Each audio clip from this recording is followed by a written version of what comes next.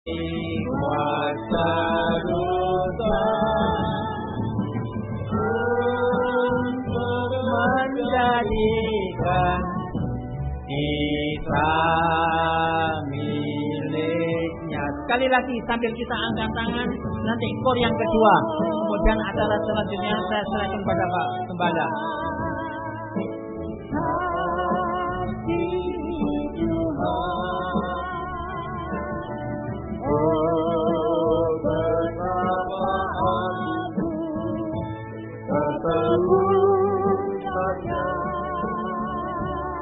Semua rencana telah ditegakkannya dan sempurna bagi kita semua. Haleluya. Engkau sudah mengorbankan segala-galanya Tuhan, untuk taat dengar-dengaran pada kehendak Allah, sehingga Engkau bisa menyelamatkan kami, bahkan bisa menyempurnakan kehidupan kami manusia berdosa Tuhan. Engkau menjadi teladan bagi kami untuk mencapai kesempurnaan di dalam Engkau. Kami masih banyak melihat kekurangan cacat celah kami Tuhan. Itu sebabnya kami mohon biarlah Tuhan menyatakan kuasa firman-Mu di tengah-tengah kami pada malam hari ini, firman yang mampu menyucikan, mengubahkan kami, untuk kami bisa meneladan kepada Tuhan sampai kami bisa sempurna seperti Engkau Tuhan. Bukakanlah firman-Mu bagi kami semua, dan urapilah kami dengan kuat kuasa Roh-Mu yang suci Tuhan, mulai dari hamba untuk mampu menyampaikan firman dengan jelas, dengan benar dan murni, menyampaikan firman sesuai kehendak-Mu, menyampaikan firman dengan kasih sayang-Mu. Biarlah firman-Mu sungguh-sungguh adalah jawaban atas hidup kami Tuhan. Firman-Mu yang mendorong, melayakkan, menggairahkan kami menerima perjamuan suci, bukan menjadi kebiasaan malam ini, tapi menjadi kekuatan baru bagi kami semua untuk tetap bisa mengikut melayani Tuhan sampai Engkau datang kembali kedua kali. Terima kasih Tuhan, urapi pula kami semua, baik yang ada di sini, yang mendengar siaran langsung, radio, video, internet, kaset, VCD, dimanapun berada. Urapi semua Tuhan, untuk mampu mendengar firman dengan baik, mengerti, percaya, yakin akan firman, bahkan mampu mempraktikkan firman-Mu dalam setiap kehidupan kami, sehingga nyata malam ini firman dan perjamuan suci sungguh-sungguh merupakan uluran tangan Tuhan di tengah kami, menjamah setiap hidup kami, mengubahkan, memuaskan, menolong kami, menghapus air mata kami, mengadakan mujizat-mujizat di tengah kami Tuhan, sehingga kami tidak ragu-ragu mengangkat dua tangan kami. Kami bisa menyembah-Mu Tuhan, kami bisa menyerahkan hidup kami, nikah, rumah tangga, masa depan, pelayanan, setiap detak jantung kami Tuhan, hanya dalam tangan belas kasih kemurahan-Mu. Sungguh-sungguh di hari-hari yang sulit, yang jahat ini, kami berada dalam pelukan tangan-Mu. Kami merasa aman, damai, sejahtera, tentram di dalam Engkau sampai Engkau datang kembali Tuhan. Kuasa-kuasa iblis setan selalu mengganggu, menggoda, merintangi lewat roh ngantuk, roh najis, keras hati, main-main, kami usir semua dalam nama Yesus. Pergi, darah Yesus berkuasa. Tuhan tolong kami, Tuhan berkemurahan bagi kami semua. Gereja-gereja lain yang bersamaan dengan kami beribadah kepada Tuhan, Tuhan memberkati mereka seperti Tuhan berkati kami, terutama satukan dalam satu pengajaran firman yang benar, yang membawa kami dalam satu kesatuan tubuh yang sempurna, dan Engkau segera datang kembali kedua kali. Dalam nama Tuhan Yesus Kristus kami berdoa dan mohon kemurahan-Mu Tuhan. Haleluya. Amin. Silakan duduk kembali. Salam sejahtera dalam kasih sayangnya Tuhan kita Yesus Kristus.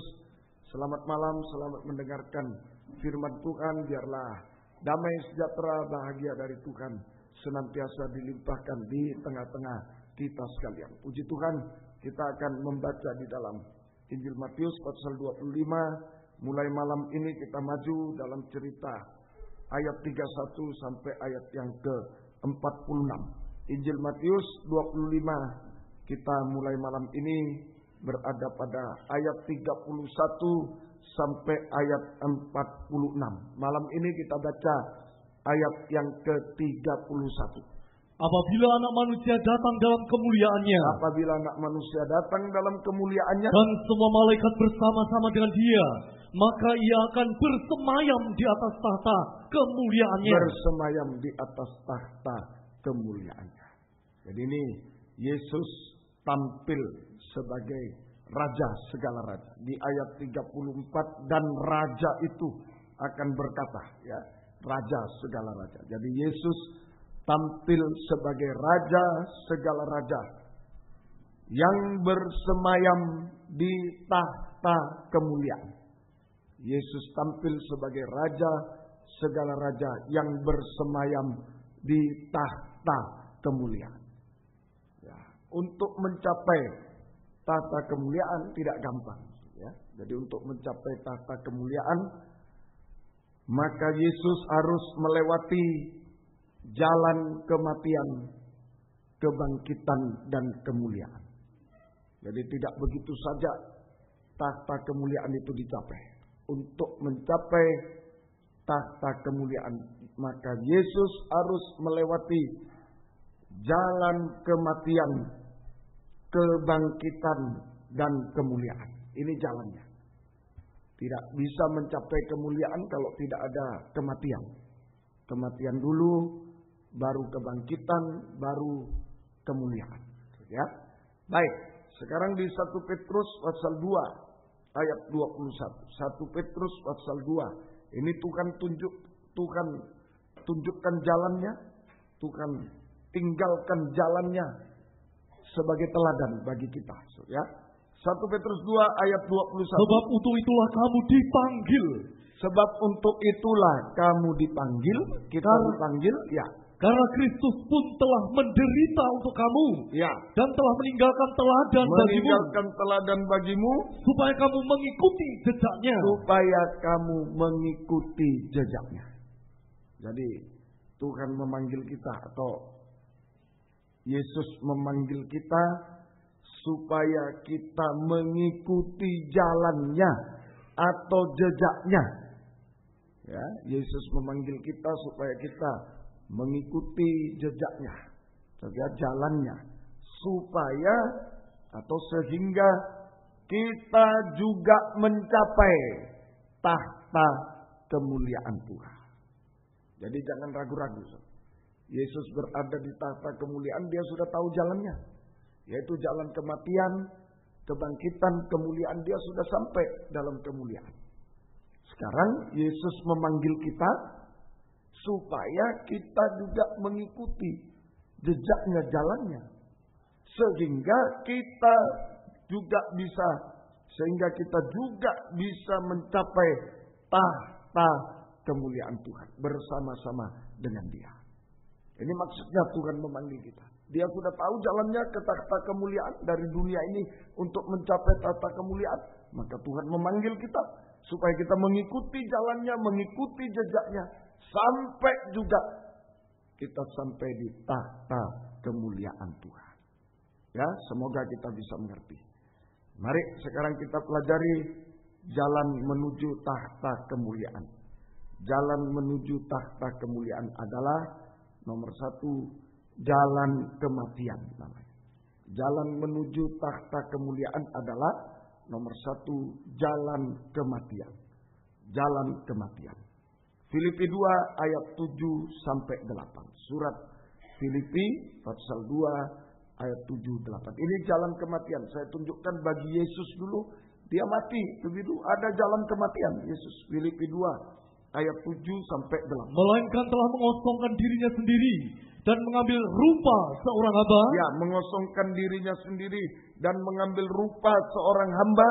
Dan menjadi sama dengan manusia. Ya, menjadi manusia Yesus. Dia adalah Allah, menjadi manusia. Terus. Dan dalam keadaan sebagai manusia, ya, ia telah merendahkan dirinya. Merendahkan dirinya. Dan taat sampai mati. Taat sampai mati. Nah, ini jalan kematian. Sampai mati di kayu salib. Sampai mati di kayu salib. Jadi ini jalan kematian. Yesus harus mati. jalan kematian. Bagi Yesus, jalan kematian artinya, bagi Yesus jalan kematian artinya, yang pertama, Yesus harus menjadi manusia. Yesus harus menjadi manusia dan mati di kayu salib untuk menebus dosa-dosa kita. Ini jalan kematian dari Yesus. Dia sebenarnya ada di dalam kerajaan surga dan lain-lain, tapi dia harus menjadi manusia. Yesus harus menjadi manusia yang tidak berdosa, boleh, dan harus mati di kayu salib untuk menebus dosa-dosa kita. Nah, ini jalan kematiannya Yesus. Kemudian bagi Yesus jalan kematian disebutkan dia taat sampai mati. Dia juga hamba. Soalnya ayat 7 mengambil rupa seorang hamba. Yesus harus menjadi hamba melayani. Yesus harus menjadi hamba yang setia dan taat sampai mati di kayu salib. Yesus menjadi hamba yang setia dan taat sampai mati di kayu salib. Jadi ini jalan kematian bagi Yesus. Sungguh-sungguh dialami. Jalan kematian bagi Yesus. Yesus harus menjadi manusia yang tidak berdosa dan harus mati di kayu salib untuk menebus dosa-dosa kita. Yesus harus menjadi hamba yang setia dan taat sampai mati di kayu salib. Nah, ini yang harus kita teladani. Jalan kematian ini yang ditinggalkan oleh Yesus, jejaknya, jalannya. Kita hanya ikuti saja, meneladani. Bagi kita sekarang, bagi kita jalan kematian adalah di 1 Petrus 2 tadi. 1 Petrus 2 ayat 24. 1 Petrus 2 ayat 24. Ia sendiri telah memikul dosa kita di dalam tubuhnya di kayu salib. Itu bagi Yesus tadi, memikul dosa kita di kayu salib, menjadi hamba yang setia dan taat sampai mati di kayu salib. Ini jalan kematian bagi Yesus. Sekarang bagi kita, supaya kita yang telah mati terhadap dosa, hidup untuk kebenaran. Mati terhadap dosa. Jadi bagi kita, jalan kematian adalah mati terhadap dosa. Jalan kematian adalah mati terhadap dosa. Kalau Yesus jalan kematian, dia harus jadi manusia yang tidak mati untuk menebus dosa. Dia harus jadi hamba yang setia dan taat sampai mati di kayu salib juga. Tapi bagi kita itu jalan kematian adalah mati terhadap dosa. Mati terhadap dosa. Nah, sekarang persoalannya, semua manusia sudah berbuat dosa. Sejak Adam dan Hawa sudah berbuat dosa, semua manusia sudah berbuat dosa. Lalu bagaimana bisa mati terhadap dosa? Semua manusia sudah berbuat dosa. Bagaimana bisa mati terhadap dosa? Kan sudah berbuat dosa. Bagaimana bisa mati terhadap dosa? Prosesnya dalam 1 Yohanes 1. Mari 1 Yohanes. Inilah memang kenyataan semua sudah berbuat dosa. Bagaimana kita bisa mengikuti jalan kematian Yesus, yaitu mati terhadap dosa? Dalam 1 Yohanes 1 ayat 7 dan ayat 9. Mari. Tetapi jika kita hidup di dalam terang, sama seperti Dia ada di dalam terang, maka kita beroleh persekutuan seorang dengan yang lain. Dan darah Yesus, anaknya itu, menyucikan kita daripada segala dosa. Ayat 9. Jika kita mengaku dosa kita, maka Ia adalah setia dan adil, sehingga Ia akan mengampuni segala dosa kita. Dan menyucikan kita dari segala kejahatan. Darahnya menyucikan kita dari segala dosa, segala kejahatan. Jadi prosesnya yaitu mengaku dosa. Kita memang semua manusia sudah berbuat dosa sejak Adam dan Hawa berbuat dosa. Bagaimana kita bisa mati terhadap dosa? Prosesnya yaitu sudah berbuat dosa harus mengaku dosa. Kita harus mengaku dosa kepada Tuhan, vertikal, sesama, horizontal. Ini tanda salib. Nah, Yesus mati di salib. Nah, ini tanda salib. Kita harus mengaku dosa kepada Tuhan dan sesama dengan sejujur-jujurnya. Terang. Persekutuan dalam terang. Terang itu kalau bisa mengaku dosa dengan sejujur-jujurnya. Itu terang. Seterang-terangnya. Mengaku dosa dengan seterang-terangnya. Sejujur-jujurnya.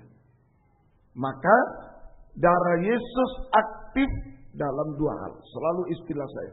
Kalau kita